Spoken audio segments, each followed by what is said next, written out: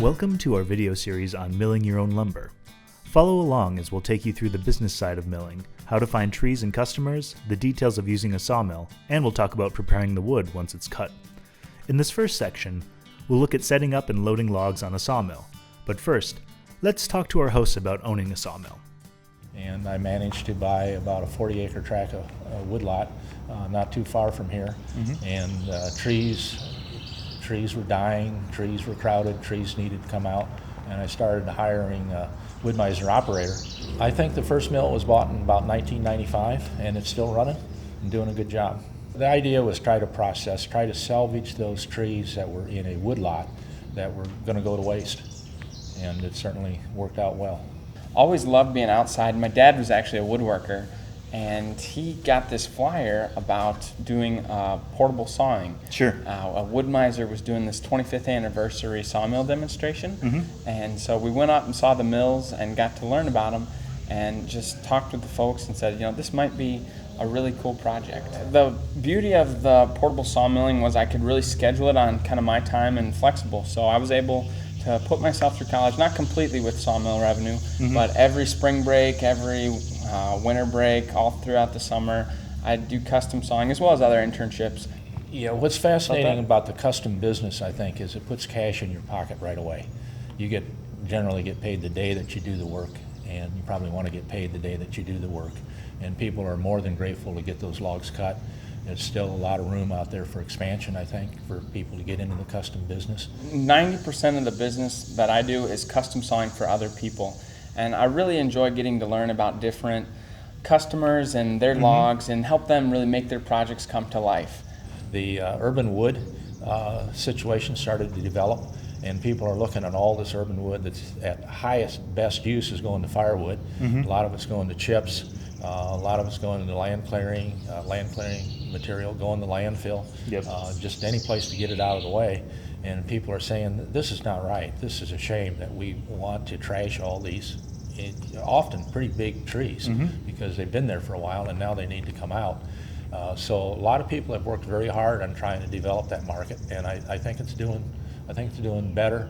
Best things are ability to take something that has very little value, whether it's coming out of a woods or an urban situation, and making it into a valuable, useful product.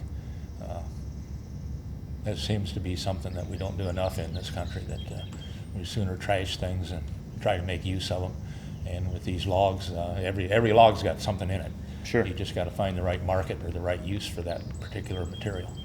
I personally just love the story behind each piece in the log you saw. You think about how this is local forestry, and we have this tree that maybe it would have ended up in a landfill or just cut up into firewood. And if you can capture value and capture a story, I think that's really powerful. I guess there's two that really stick out. The first was some old growth cedar logs that I came about from a neighbor that he had a cabin in northern Wisconsin on a lake, and they were kind of cleaning out some backwater areas in this beaver dam, and they ended up finding like a half a dozen of these perfectly straight, tight growth white cedar logs that were just amazing to cut up. And that was a really cool, just to think about the history. Yeah, so old growth, we're talking hundreds and hundreds of years. Yeah, definitely, like late 1800s when northern Wisconsin was getting cut over, mid to late 1800s. So that was just cool from a historical perspective to think about, these hands that were cutting these trees by hand, no processor, no chainsaw, and just that tradition and culture. That was a really powerful story for me. He ended up making some canoes out of that, which was really pretty. Yeah.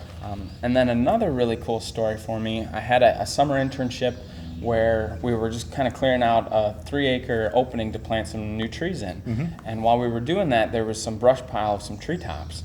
And I decided I was going to take, it was just a small 18-inch branch. I guess that's a pretty big branch. Yeah. But 18-inch and 6 feet long. And it was just kind of the easiest piece to find. And I took that to an FFA convention to do a sawmill demonstration. And as we opened it up, it was a curly walnut. The whole branch had just amazing curl in it. And I actually made a wedding bench for some friends through FFA from that log. So that was a really cool story too, just to think about. Not just where the tree and the culture there, but also what it ended up as.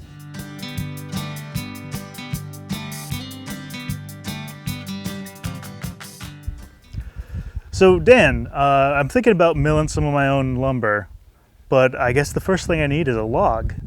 Where do I get a log? You sure need new logs if you're going to run a sawmill. Yeah. There's lots of options for getting logs. The traditional option is to go to a forest where timber is for sale, buy the timber, hire a logger, or buy the logs directly from the logger. That's the traditional material that people have gotten for years and years. And that's tens or hundreds of logs at a time? It just kind of depends on the situation. You catch a logger on the right day, he might be willing to load 10 logs for you and you can take off if you got a big trailer. Sure. Or he might bring you a load. It depends on the economy, depends on the market. But typically these are pretty high volume sorts of operations. Another option is, and getting more important all the time, is urban logs. Sure. And it's interesting. If you look at urban logs, most of them are short-bodied. They've been pretty well beat their entire life with different lawn equipment and nails and various things that get used around urban timber. But people are liking the quality of what they get. It's not good quality based on traditional standards, but it's interesting artistic quality that more artistic people appreciate, and they see the value of that timber because you're taking something that typically went to the landfill, typically went to chips or firewood at best, and making a solid, usable product out of it. To find those logs, you need to contact local tree service people. Many of them are probably already doing it. Contact your city government, your state governments, just anybody that has anything to do with land management. And that's the place to start to find these logs. Land clearing operations are another possibility, and quite often that's straight traditional timber that's coming out of there. And if it's a small operation, you can probably manage to get a few logs out of it. If it's a bigger land clearing operation, they're probably going to stack those logs and sell them by the semi-load. So probably the best approach would be if you see somebody doing tree work or cutting down a tree, stop by and say hi and ask them what they're doing with it. Absolutely. Anytime you hear a chainsaw, you need to run after it. The old chainsaw chaser. Yeah. All right.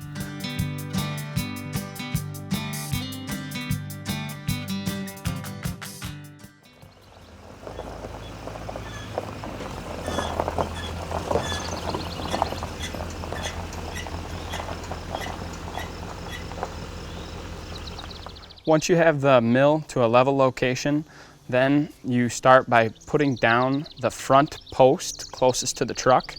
Once that post is down, you're able to take the mill off the hitch and disconnect the wiring and the safety chains. Then you move back towards the far end post and set that one level to the ground. You then do the 4 posts in the middle and set those level to the ground. It's important to note that with the Wood-Mizer cantilever design, meaning that the mill head is only attached on one side, the mill doesn't have to be perfectly level. If you had a 4-post or twin rail system, you would have to have a complete level in both planes, front to back, left to right. But again, just since there's the one cantilever side that is secured, it's the head that has to be parallel to the bed. With the fenders set aside, we then can lower the log loading arm.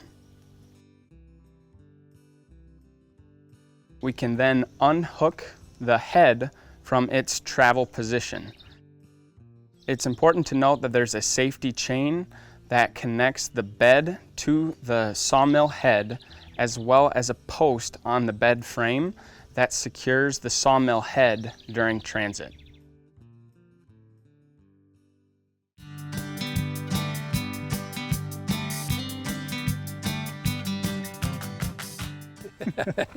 Well, I'm kind of glad that people say that there's no wrong way to saw a log. There are wrong ways to saw the log, but the problem is once you saw the log the wrong way, nobody can prove you wrong because you can't go back and cut it again. It's already cut. Sure. And so I'm kind of happy with that scenario for this particular log because it will be a challenge.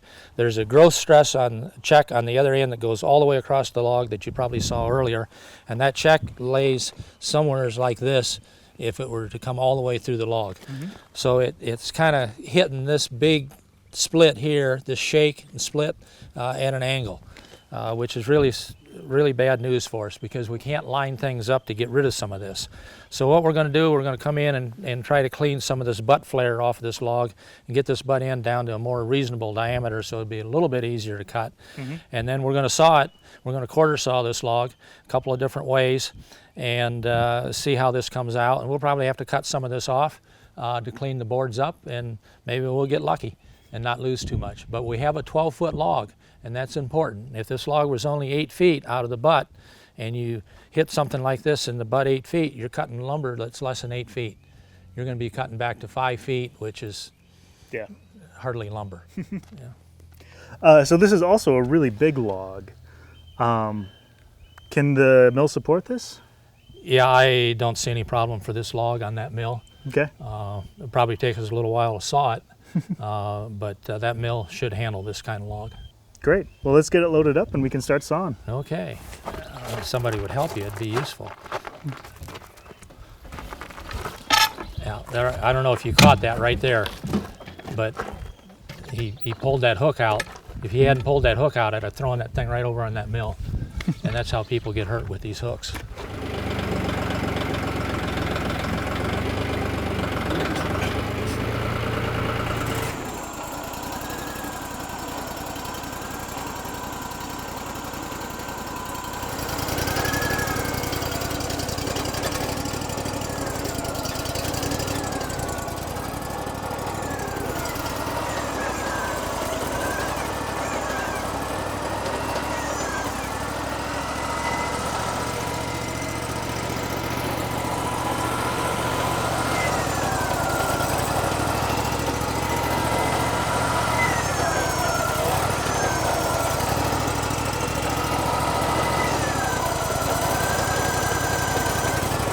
I want to get this crack laying perfectly flat.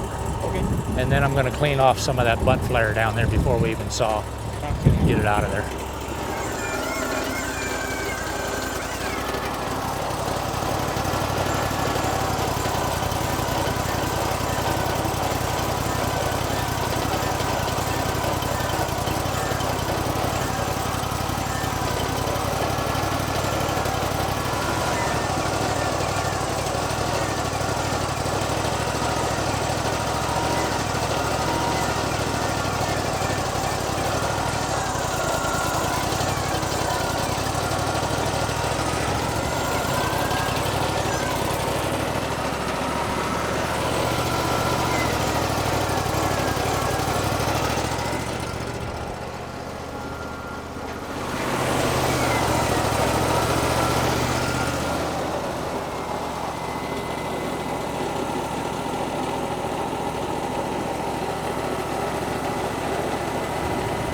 So Dan, you've got the Wood-Mizer LT40, which has all these hydraulics on it that make milling lumber less labor intensive. Oh, absolutely. And handling big logs easier. And so can you walk me through the different sections here? Well, I guess the first thing we need to look at is the loader arm. That is used simply to load the logs hydraulically. You don't have to lift them. You just got to get them on the arms and raise that all the way up. The log will roll onto the carriage and you're done with that part of the job. No manual labor involved. There is a safety valve on those in the event something goes wrong and a line breaks. You don't have a log halfway up and comes crashing down when somebody thinks it's safe to be there. And then it looks like you've got some rollers on the front and back end. There's a front toe board and a back toe board, and they raise and lower either end of the log. Or I have used them both at one time to try to get a log straight. And then what else do we have on here? Well, there's a bi-directional log clamp. The clamp goes up and down and back and forth. And what that is used for is to position the log to the far left of the mill when the back stops are up. And you can also, clever people can also use it at times to turn logs and flip boards. And some guys are pretty handy with using that thing. And you mentioned backstops. The backstops are what the log or the boards rest up against as they're being worked on. And there's 4 of them on this mill. 2 of them have little round circles on them that help that log to roll. Otherwise it can catch on the back stops if it's an irregular log, or if you got a crack in a log. That's a good way to get it caught back there, and it's hard to get that off. So those are very important, and they're adjustable up and down. Sure. So when you get down to a narrow board or a small log, you can drop them down. And then it looks like there's something to help you turn the logs? Yeah, there's a really mean piece of metal back there that's got all sorts of forks on it, and that's what you use to turn that log, along with maybe the bidirectional clamp sometimes. But that's the primary means of turning the log once it gets on the mill. One of the things about these logs that you got to remember is that this tree is probably 100 years old, and there's a lot of effort expended in getting that tree to this mill. Sure. So we don't want to hurry at this point. Yeah. We want to take our time and get as much out of it as we can. Absolutely. As Dan said, we want to take our time and get the most yield out of the tree as possible. One of the most common ways to mill a log is called plainsawing, and that's what we'll look at in the next section.